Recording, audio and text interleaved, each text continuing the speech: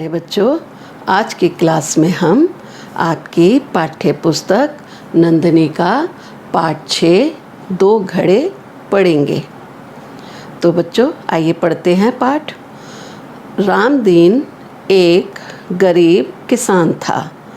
गांव के बाहर एक छोटी सी झोपड़ी में वह अपने परिवार के साथ रहता था।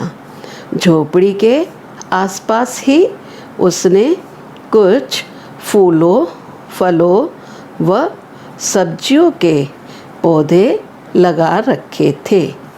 इन्हीं से प्राप्त फूलों, फलों व सब्जियों को बेचकर वह अपने परिवार का पालन पोषण करता था। उसके पास 2 घड़े थे। एक घड़े में कुछ सुराख हो गए थे। वह प्रतिदिन गांव के कुएं से दोनों घड़े भरकर लाता। झोपड़ी तक आते आते एक घड़ा तो पूरा भरा होता और सुराख वाला घड़ा लगभग आधा।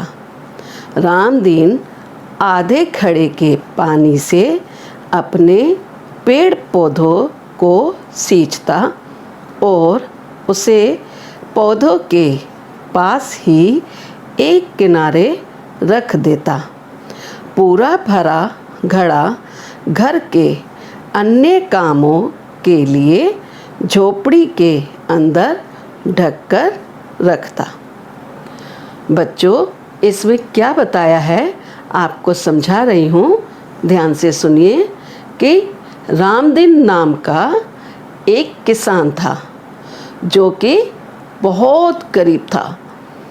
उसकी गांव के बाहर एक छोटी सी झोपड़ी थी जिसमें वह अपने पूरे परिवार के साथ रहता था।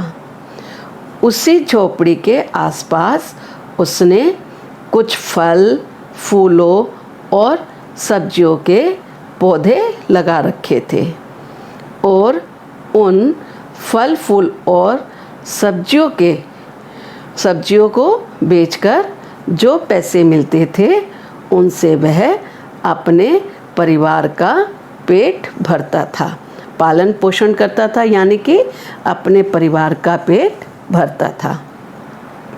अब उसके पास 2 घड़े थे। कितने घड़े थे? 2 घड़े थे, जिसमें से एक घड़े में कुछ छेद हो गए थे।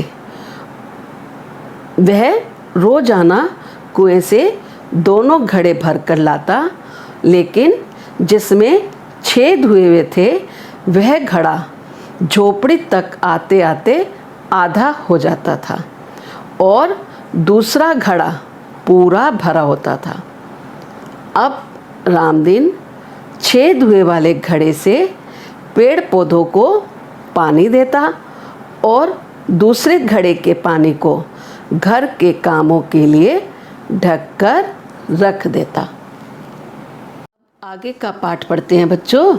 सुराख वाला घड़ा प्रतिदिन रास्ते में बूंद बूंद टपकता था। वह घड़ा मुड़ मुड़ कर पीछे देखता। पानी की बूंदों को गिरता देख वह बहुत दुखी होता। वह सोचता, मेरा भी क्या भाग्य है। एक तो आधा भरा घर पहुंचता हूँ और बचा आधा भी आते ही पेड़ पौधों में डाल दिया जाता हूँ।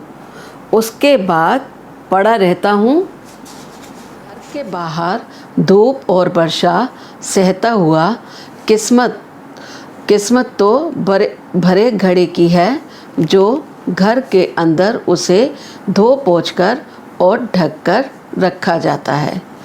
एक दिन सुराख वाले घड़े से रहा न गया। वह रामदीन से बोला, रामदीन भाई, आप रोज़ कुएं से मुझे भरकर लाते हैं, पर घर तक आते आते मैं आधा रह जाता हूँ। आपका पूरा भरा घड़ा उठाने का श्रम व्यर्थ हो जाता है। आप नया घड़ा क्यों नहीं ले आते? रामदीन घड़े के मन की बात समझ गया। उसने घड़े की ओर प्यार से देखा और बोला, दुखी मत हो, कल कुएं से घर आने के मार्ग को ध्यान से देखना, उसके बाद ही मैं तुम्हारी इस बात का उत्तर दूंगा। बच्चों, अब आपने जो पढ़ा है उसे मैं समझा रही हूँ कि अब क्या था कि जो सुराख वाला घड़ा था उससे जब पानी की बूंदें गिरती तो वह राज पीछे मुड़ मुड़ कर देखता। वह रोज़ उसे पीछे मुड़ मुड़ कर देखता और सोचता कि मेरी भी भगवान ने क्या किस्मत बनाई है। एक तो आधा भरा जाता हूँ और जो आधा भरा होता है उसे भी पेड़ पौधों में डालकर वही घर के बाहर पड़ा रहता हूँ और धूप वर्षा भी सहता रहता हूँ। और भरे घड़े की किस्मत तो इतनी अच्छी है कि उसे धो पोंछ कर घर के अंदर रखा जाता है। अब क्या था, सुराख वाले घड़े से रहा नहीं गया। उसने एक दिन रामदीन से पूछ ही लिया कि रामदीन भाई, तुम रोज़ कुएं से मुझे भरकर लाते हो और घर आते आते मैं आधा हो जाता हूँ। तुम्हारी पूरे घड़े उठाने की मेहनत बेकार हो जाती है, तो तुम नया घड़ा क्यों नहीं ले लेते? तब रामदीन ने उससे कहा कि दुखी मत हो, कल कुएं से घर आते समय अपने आने वाले रास्ते को देखना, फिर तभी मैं तुम्हारी इस बात का उत्तर दूंगा। अब दूसरे दिन रामदीन ने कुएं से फिर दोनों घड़ों को भरा। रोज की ही तरह वह एक पूरा भरा और एक आधा भरा घड़ा लेकर घर आया। उसने आधे भरे घड़े से पूछा, तुमने मार्ग में कुछ देखा? आधा भरा घड़ा बोला, कुछ भी नहीं। रामदीन प्यार से उसे समझाते हुए बोला, मैं बताता हूँ, तुम्हारे सुराखों से गिरने वाला पानी पगडंडी के किनारे पर लगे पौधों पर टपकता है। उस जल से सींच कर ही वह हरे भरे रहते हैं। उनकी हरियाली तथा सुंदरता की सभी प्रशंसा करते हैं। तुम्हारे शेष पानी से जो पौधे सींचते हैं, उन्हीं के कारण मेरे घर के सदस्यों का पेट भरता है। क्या अब भी तुम कहोगे कि मेरा परिश्रम व्यर्थ जाता है? क्या तुम्हारा महत्व किसी से कम है? यह सब सुनकर सुराख वाला घड़ा बहुत प्रसन्न हुआ। उसने तो कभी इस तरह सोचा ही नहीं था। अब उसे रामदीन से भी कोई शिकायत नहीं थी। उसी के कारण ही तो वह अपने महत्व को जान पाया था। बच्चों, इसमें बताया है, मैं समझा रही हूँ, अब आपको ध्यान से सुनो कि दूसरे दिन रामदीन फिर कुएं से दोनों घड़े भरकर लाता है, लेकिन फिर उनमें से एक आधा और एक पूरा भरा घड़ा घर आता है। अब रामदीन आधे भरे घड़े से पूछता है, तुमने रास्ते में कुछ देखा? आधा भरा घड़ा कहता है, नहीं तो, मैंने तो रास्ते में कुछ नहीं देखा।